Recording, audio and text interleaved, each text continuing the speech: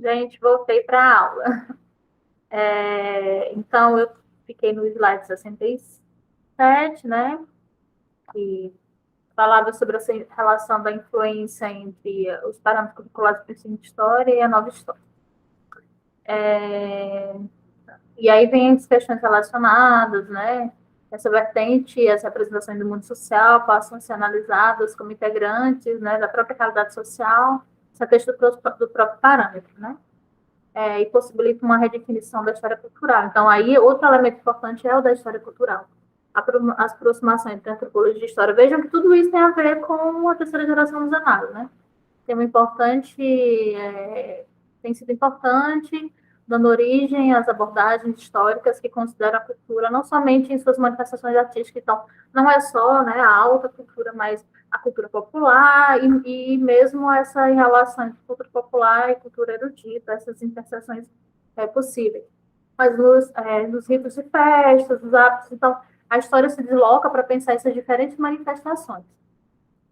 Nos tratamentos das doenças, nas formas que os vários grupos sociais se manifestam, na forma com que eles se comunicam, na dança, no livro, no rádio, enfim, nas diferentes linguagens, elementos, né, culturais e a história dentro dessa sua multiplicidade, né? Ao aprofundarem os estudos de vários grupos sociais, culturais e povos, a história ensinada pode contribuir para que se repense o desenvolvimento social a respeito da diversidade e a especificidade de cada povo, né? E as considerações finais do texto, então, na verdade, essa redefinição, né, do campo conceitual e da própria compreensão de cultura, ela pensa essa diversidade, essa especificidade de, de cada grupo, de cada manifestação, etc, etc. A proposta central dos PCNs no campo da história é contribuir para a superação da concepção de que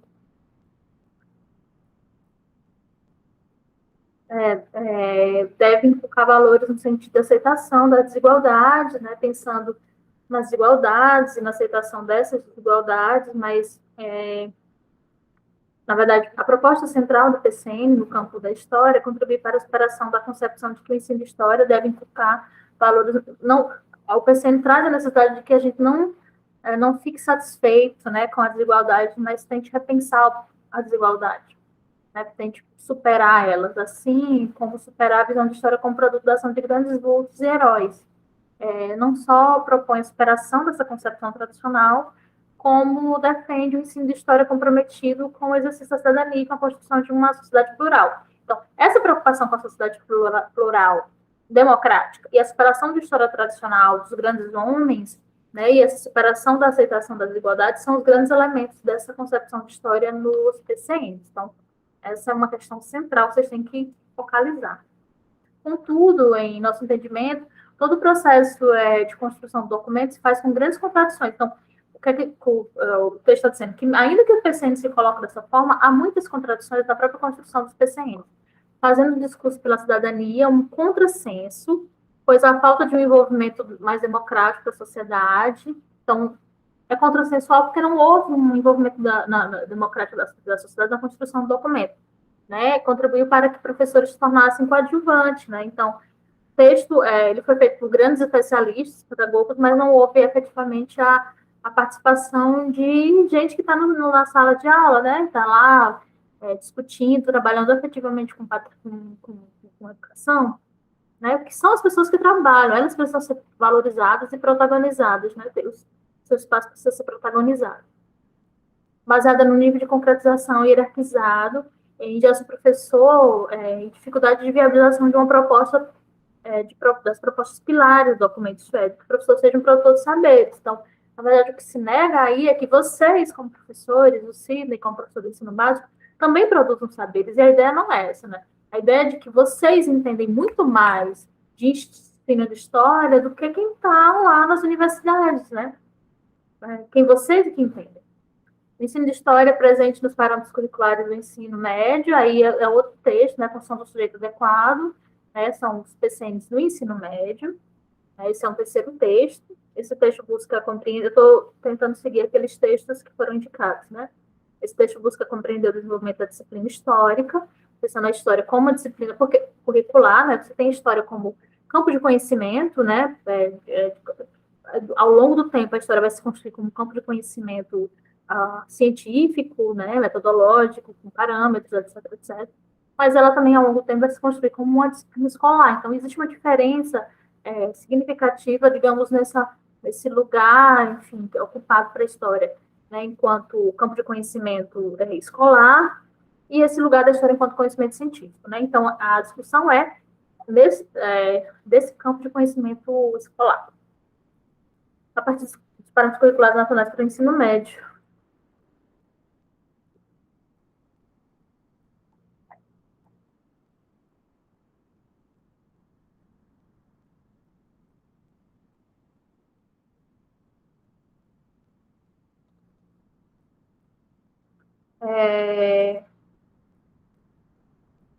Deixa eu só conferir que está gravando, que eu estou meio desconfiada que está gravando. Tá gravando. Durante o Império, a disciplina histórica integrava o elenco da dogmática católica, né, estando inserida em um amplo leque que era o ensino religioso. Então, a história estava dentro do ensino religioso. A história sagrada era ministrada por clérigos e presbitores e atendia aos ditames do padroado régio, né, que era essa vinculação das questões religiosas com as questões laicas. Destacar e exaltar a fé e a moral católica eram os princípios, né? Nem mesmo as posições laicas da Constituição, né? Que aí quando separa, né, as questões religiosas das questões laicas, da Constituição de 1827, puseram fim a essa subordinação da história à moral religiosa, né? Então ainda continuou a história vinculada e submetida à moral religiosa. Com a criação do Colégio Dom Pedro II, né, que hoje ainda é um colégio federal, né, o colégio mais antigo do Brasil, e mesmo após sua reforma pedagógica de meados da década do século XIX, manteve-se a ideia de ensino de história como ensino religioso. Devido à influência, eu não peguei o resto. No caso da, enfim, FFCL, não sei o que é, ainda vem a questão da tendência, do vínculo das concepções da historiografia francesa, em torno das cadeiras de história da civilização, história do Brasil, e a tendência interdisciplinar. Eu não sei em qual período, mas ainda acho que é final do século XIX, né? A influência do Instituto Histórico Brasileiro, da cadeira de História do Brasil. Essas três vertentes acabaram propiciando um conjunto de experiências heterodoxas, mas delas sairá a história crítica. Essas três tendências acabaram propiciando um conjunto de experiências heterodoxas, mas delas saíram a história crítica, muitas vezes confundindo com a marxista, a que mais época encontrou na academia. Essa hegemonia manteve-se na universidade, mesmo após o golpe de 64, enfraquecendo somente o reboque das experiências socialistas. Na década de 1950, 70, foi direcionado para o aprofundamento científico, chegando à escola secundária, devido ao desenvolvimento da profissão de historiador e de oficial de história, né?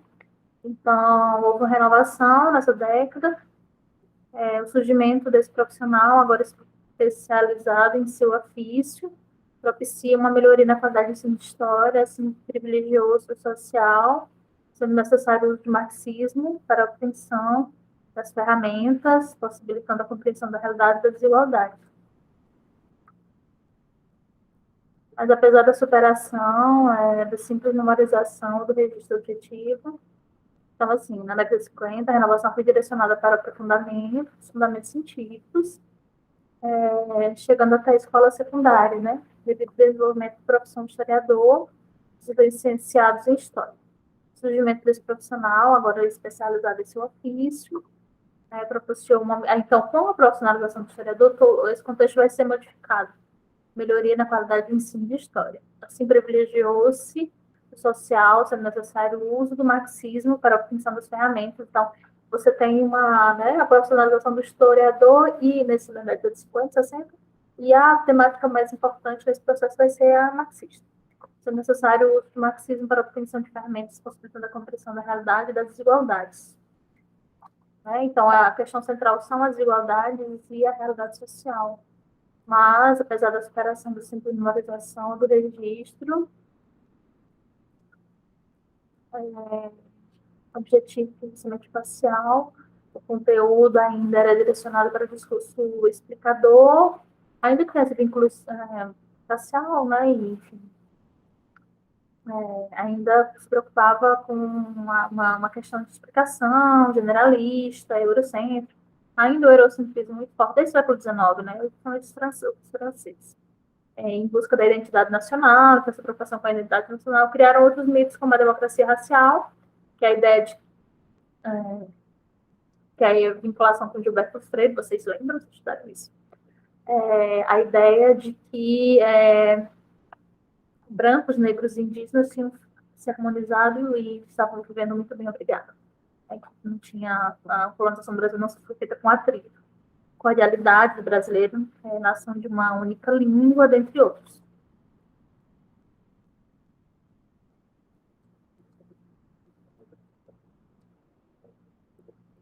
É necessário que compreendamos que essas mudanças na historiografia foram simultâneas a um alargamento do alcance da escola secundária no período pós-guerra.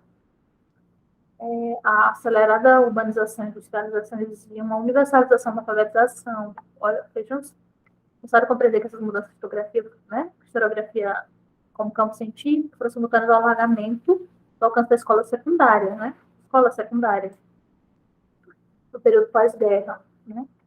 Depois da Segunda Guerra Mundial. Acelerada urbanização e industrialização exigia uma universalização da alfabetização. Precisava que todo mundo se alfabetizasse, minando as bases do ensino secundário, elitista, a garantir o acesso a classes urbanas. Então, essa necessidade de que todos fossem alfabetizados fazia com que, né, não fosse, o ensino superior ele não fosse mais elitizado e o acesso a ele fosse democratizado para várias pessoas, e várias classes sociais. Buscou-se, então, uma experimentação do ensino com o aparecimento de diversos métodos, currículos, conteúdos, práticas, para colocar o ensino de história no passo de seu tempo. Então, eu vou retomar essa questão. Buscou-se, então,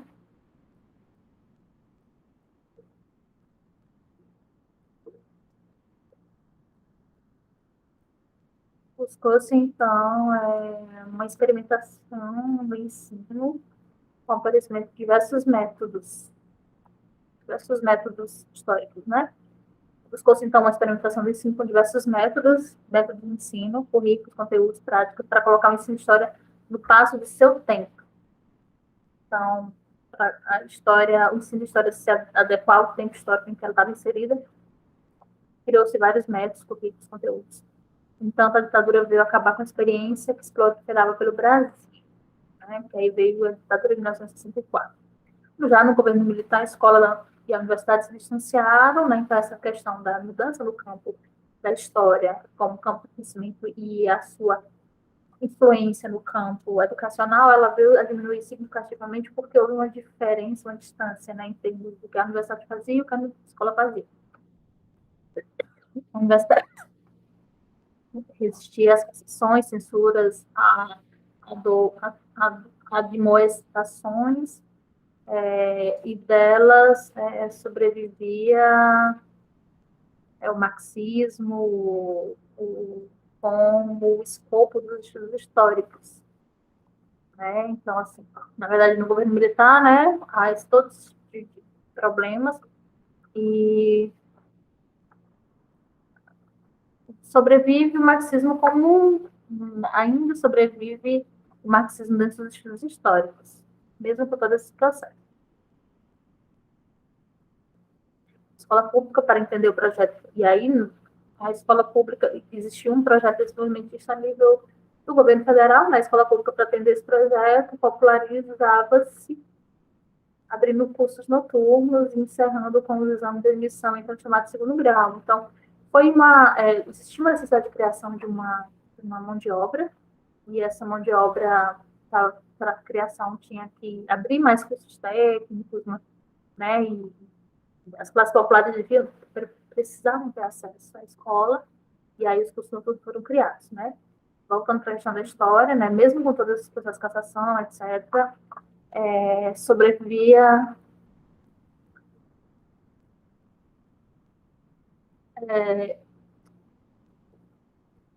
o marxismo como escopo dos estudos históricos, ainda sobrevive dentro dos estudos históricos o marxismo, certo?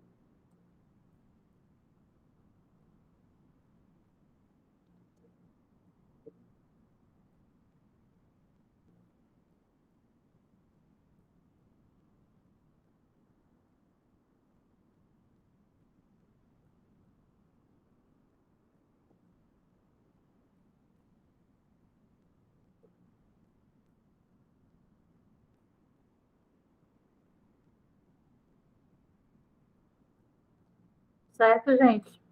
Voltando aqui, eu estava vendo se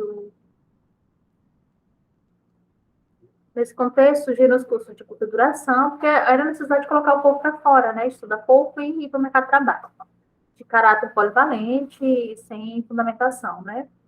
Na escola foi negada a história, assim como a geografia e a sua especificidade, a criação do curso de estudos sociais. Então, assim, na verdade, o curso de estudos sociais, ele é uma junção, né, de história com geografia. Dessa junção surge esse curso novo. Nesse contexto, surgiram os cursos de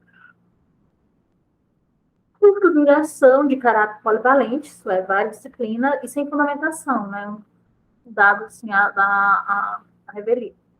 Na escola foi negada a história, assim como a geografia, a sua especificidade, com a criação do curso de Ciências Sociais. É, paralelo a essa disciplina, era ministrada a educação moral e cívica, com suas noções ufanistas, de civismo, que servia como controle ideológico das massas e mesmo da burguesia, né? Então, as redes sociais e a educação moral e cívica, elas se viam como controle, né, ideológico das massas, né, sociais, né, e como forma de diminuir, né, esse atrito social. Mantidas no segundo grau, e são ufanistas, né, declaram a superioridade da nacionalidade brasileira, etc.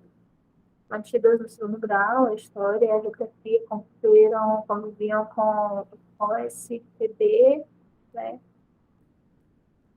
organização social e política no Brasil, que faziam propaganda dos governos militares, sobretudo o milagre econômico despertado durante a adormecido.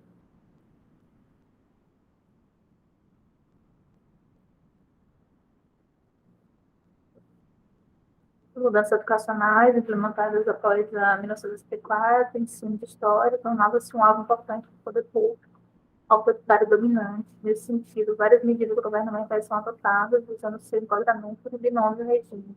Então, vamos lá. As mudanças educacionais implementadas após 64, o ensino de história tornava-se um alvo importante do poder público, autoritário, né? Então, e nesse sentido, várias medidas governamentais são adotadas visando seu enquadramento no binômio do regime de desenvolvimento econômico e segurança nacional. Então, era um perigo.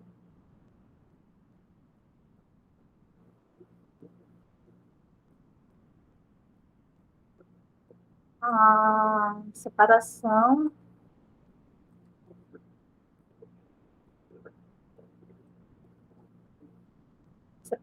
universidade-escola pública transformou-se o ensino de história em uma prática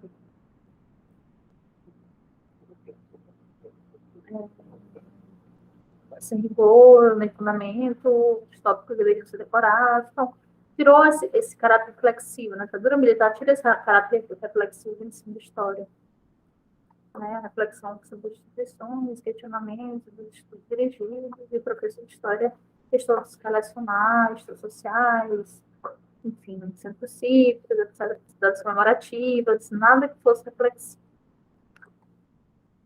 Com a democratização, o ensino de história estava sem identidade, cada vez mais via seu status diminuído.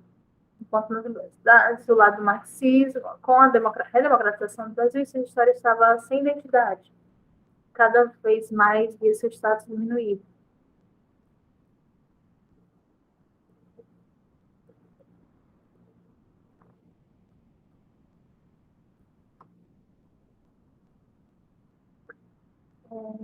Com a redemocratização, né, da década de 1980, o ensino de história estava sem identidade, porque eu tinha passado por essa mudança, né, no período da ditadura militar, então ele chega sem muita cara, cada vez mais status diminuído, cada vez a sua importância diminuída, enquanto nas universidades, nas universidades era uma coisa, a escola estava estrangulada, nas universidades ele estava, né, ele ganhou força a partir do marxismo, da influência marxista. Até o momento mantinha-se hegemônico com um certo atraso. Chegavam as experiências verdadeiras da escola dos análises, só que um certo atraso, né, vinha as questões da escola dos análises, aquilo que ficou conhecido como nova história, nova história, na história nova, que na verdade é a terceira geração. Nas escolas públicas, a disciplina continuava sendo privilegiada, tendo a sua carga diminuída muito. Né? Vocês verem como o ensino de história é sempre alvo, né, de muitas disputas e ele é sempre prejudicado, né, em muitos momentos. Quando as ideias francesas finalmente chegaram à escola, enquanto o ensino de história centrado nas visões tradicionais e positivistas, dessa disciplina, a reformulação do ensino histórico ficou impossibilitada pelas disputas teóricas de três viés que se gladiavam, né? Então, coordenadoria dos estudos normais pedagógicos, da Educação do Estado de São Paulo, enviados a qualquer normalização das propostas curriculares para o ensino de história. Então, as ideias francesas chegaram, mas essas disputas atrapalharam o processo.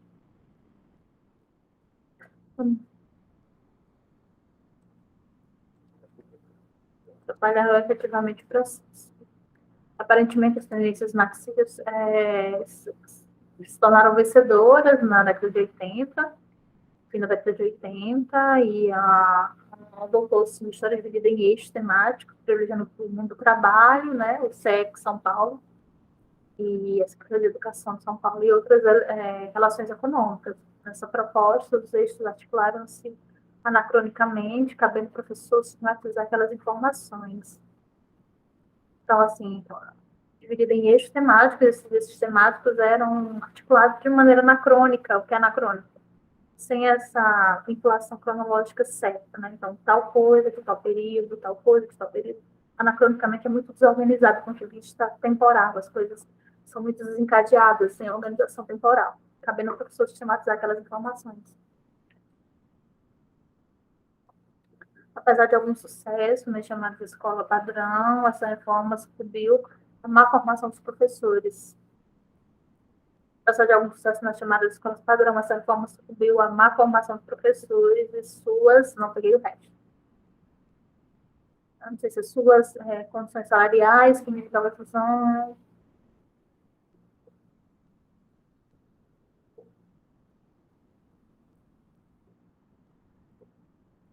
Aí vem aqui no bojo das disputas políticas do Estado de São Paulo, essas experiências foram abandonadas, deixando um vazio metodológico no ensino de história. Com a crise do marxismo, a tendência ligada à história nova, tornaram-se cada vez mais hegemônicas. Houve uma crise marxista, já foi falado, redimensionando o objeto da história, ampliar a noção de documento e multiplicar a abordagem. A tendência francesa fez a universidade pensar o cotidiano. Então, essa influência da terceira geração do Zag trouxe muitas questões, né? Trouxe essa nova noção de ampliação da noção do documento, multiplicidade de abordagem, e a perspectiva do cotidiano, dos hábitos,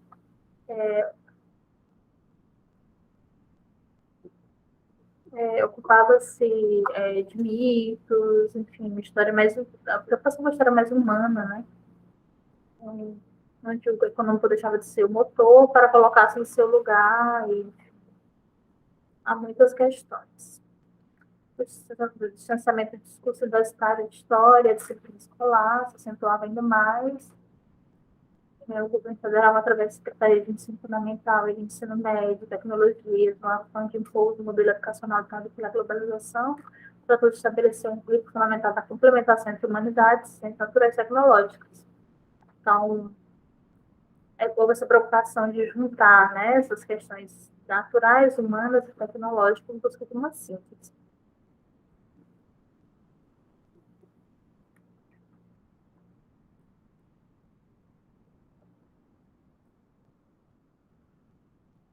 Então, para atingir esse objetivo, em 1976, foi aprovada a LDB, que em seu segundo artigo destacava a finalidade da educação, o preparo para a cidadania, a qualificação para o trabalho, mesmo a LDB, em seu artigo 35, ao especificar os objetivos do ensino médio, afirma que eles visam a consolidação e aprofundamento dos conhecimentos, ao mesmo tempo que prepara o aluno para o trabalho, para a cidadania, baseando em orientações éticas, compreensão, enfim.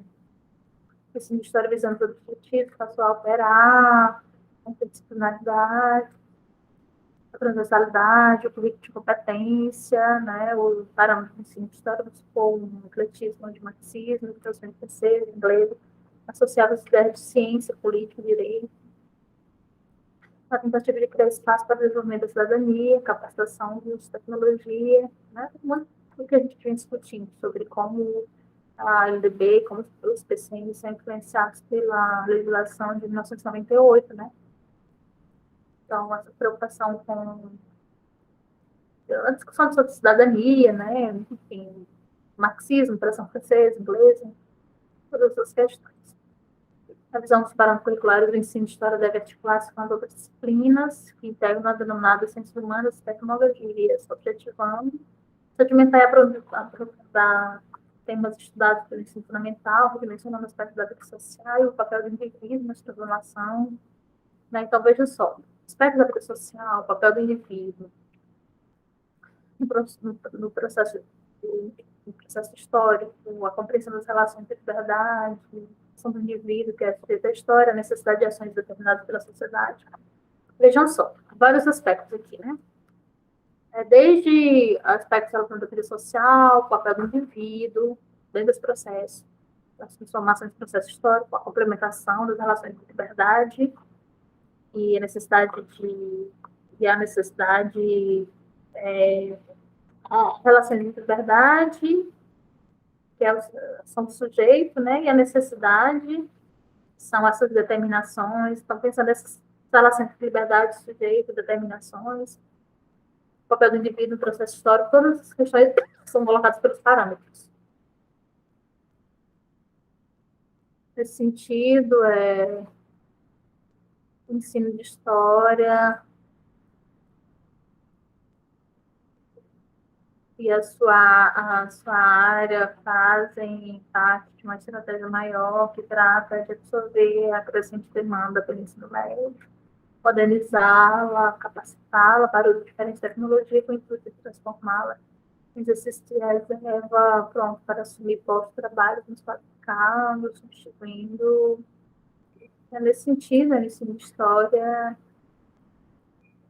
e sua área fazem parte de uma estratégia, né, maior que trata de absorver a crescente demanda do ensino médio, modernizá-la, capacitá-la para diferentes tecnologias, com o intuito de transformá-la em exercício de reserva, pronto para assumir postos de trabalho mais qualificados, substituindo essa maneira mão de obra desqualificada, gente. Então, assim, a ideia é que o ensino médio seja um momento de capacitação, né, diferentes tecnologias, de transformá-la em exercício de reserva, para assumir postos de trabalho,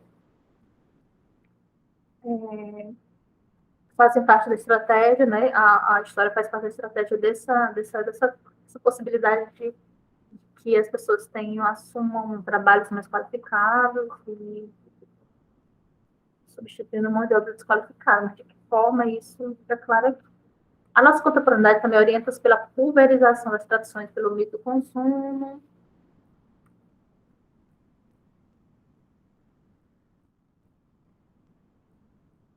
Então, assim, pela, o PCM conseguiram enxergar essa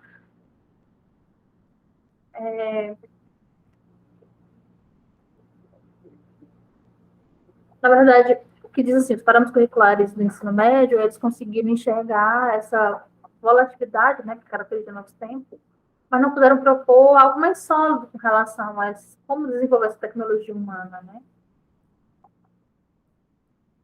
A nossa,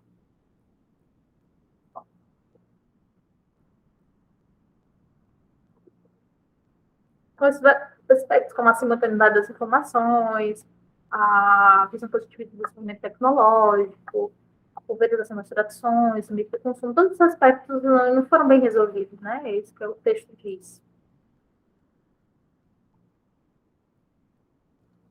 E aí o que o texto diz que porque esses parâmetros, essas construções, eles tratam da proposição de um novo humanismo, né, que deveria guiar as relações entre o homem, o saber e as tecnologias no século XXI. Esse humanismo seria justificado pela história, pela antropologia, pela filosofia, pela economia, por tais disciplinas, desenvolve tecnologias ligadas ao planejamento, gestão, controle de informações, e essas tecnologias, não só aquelas diretamente envolvidas com o manuseio das máquinas, ferramentas, têm sido responsáveis pelas transformações radicais do processo produtivo. Deixa eu voltar. É, a, do novo humanismo, né, que deveria guiar as relações entre o homem, o saber e a tecnologia do século XXI. Esse humanismo seria justificado pela história, pela antropologia, pela filosofia, pela economia, né? Então, esse humanismo teria vinculação com essas concepções históricas, antropológicas, filosóficas e econômicas. Desenvolve tecnologias ligadas ao planejamento, gestão e controle de informações, e essas tecnologias não são aquelas diretamente envolvidas no manuseio de máquinas, ferramentas têm sido responsáveis pelas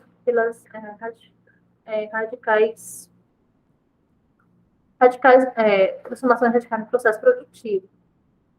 Eu confesso que eu não entendi o que ele quis dizer com o que ele disse, né? Que esse humanismo teria justificado pela história, pela antropologia, pela filosofia, pois tais disciplinas envolvem tecnologias ligadas ao planejamento, gestão e controle de informações, e essas tecnologias, e não só aquelas diretamente envolvidas com o manuseio de máquinas e ferramentas, têm sido essa papel da transformação radical do processo produtivo. Não entendi. A síntese entre humanismo e tecnologia é justamente fundamentada nessa estrutura proposta curricular. Então, essa estrutura curricular ela é fundamentada nessa relação entre humanismo e tecnologia. É onde se estrutura a proposta curricular na busca de superar os paradigmas ditados pela tradição positivista. Então, essa é uma busca de superação, né, da tradição positivista.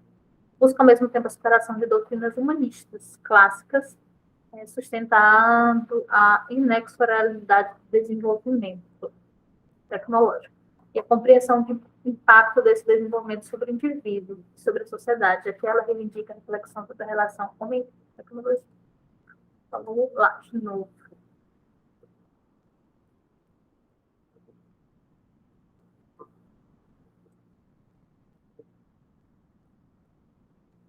A síntese entre humanismo e tecnologia é justamente o fundamento que se estrutura a proposta curricular, né? Então, é uma junção entre questões da ordem do humanismo e da tecnologia, onde se estrutura a proposta curricular na busca de superar o paradigma da tradição positivista.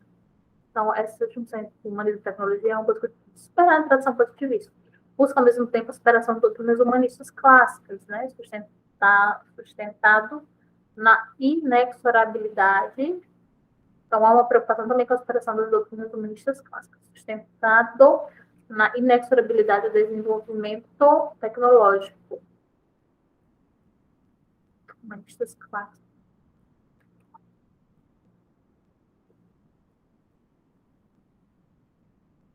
Então, há uma reflexão sobre a relação homem-tecnologia, se põe em xeque essa ideia de que é inevitável o desenvolvimento tecnológico, né?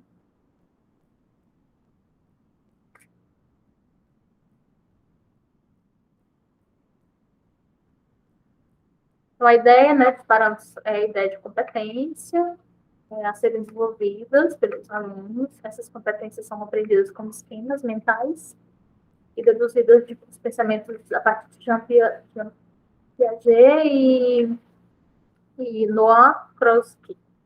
Implicam em ações e operações mentais de caráter cognitivo. Então, tem a ver com operações mentais de caráter cognitivo, socioafetivo, psicomotor, e mobilizados e socializados a saberes teóricos ou experienciais geram habilidades. Então, tem a ver com essa relação entre conhecimentos e habilidades sensoriais e mentais que geram habilidades práticas, né? Ou seja, tem relação entre o saber e o fazer.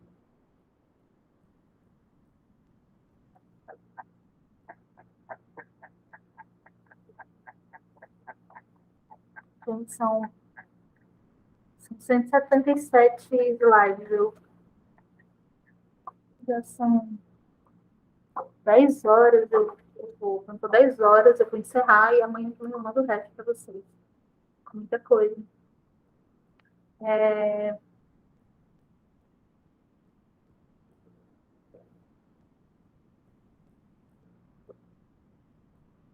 o que torna importante é porque os valores que são, enfim, aprendidos nessa compreensão são valores até um pouco neoliberais, né? A ideia de cidadania social, ser histórico, são ideias muito liberais. Então, todas essas questões já têm a ver com o neoliberalismo, na verdade.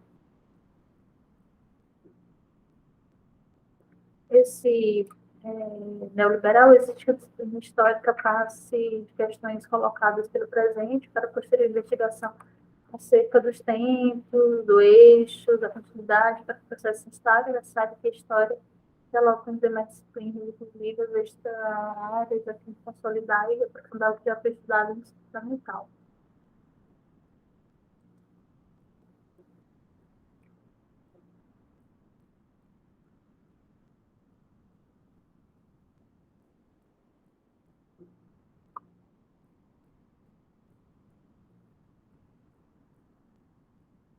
Então, a necessidade que a disciplina dialogue, a história dialogue com a disciplina, né?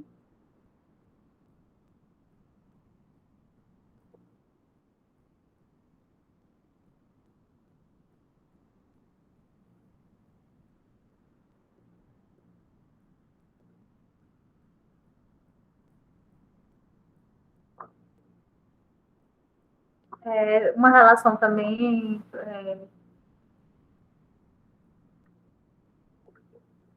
que a disciplina histórica passa, né, de questões colocadas pelo presente para posterior investigação acerca dela em outros tempos, sendo percebida no eixo de mudanças e continuidades, né? Então,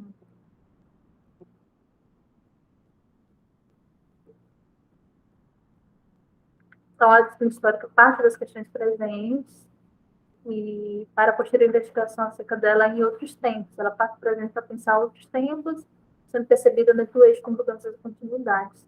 Para que o processo se instaure, é necessário que a história dialogue com os demais disciplinas, inclusive fora, né, extra da área, a fim de que se consolide o que já foi estudado no ensino fundamental. Então, na verdade, a história com outras disciplinas forma que o texto chama de cultura educacional, né, que permite a compreensão e a percepção da velocidade dessas pelos adolescentes, pensando no presente e elabora estratégias para a iniciação do mundo do trabalho, da autonomia. Tudo isso está vinculado a essa saída do adolescente ao final do ensino médio para o mundo do trabalho. E tem uma relação com o mercado de trabalho. Então, é por isso que ela é chamada de neoliberal, justamente por essa preocupação com o mundo do trabalho. Né? E aí, novamente, a vinculação com a nova história e, sobretudo, aqueles ligados ao cotidiano, a microhistória, a macrohistória, singularidades dos acontecimentos, generalizações, para pensar os processos históricos. A interdisciplinaridade, né, é um aspecto muito importante. As diferentes metodologias revitalizaram a noção de documento, de ensino de história, e endossou a tese de Michel Certeau de que é construído durante, que a história é construída dentro do fazer isso histórico, né, justamente por essa preocupação com as noções de documento, com as questões metodológicas, as diferenças metodológicas, né? A história se faz para o fazer histórico.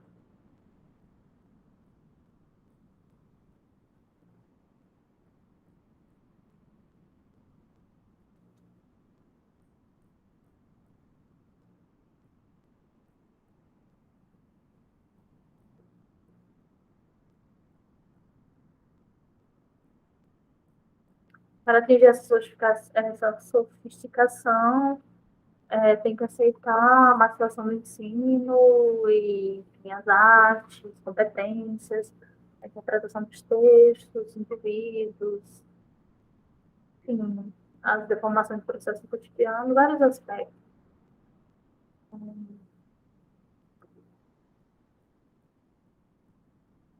A interpretação dos textos, a capacitação dos indivíduos, a compreensão do universo caótico, as deformações que se processam no cotidiano, vários aspectos. Vários aspectos que precisam ser levados em consideração.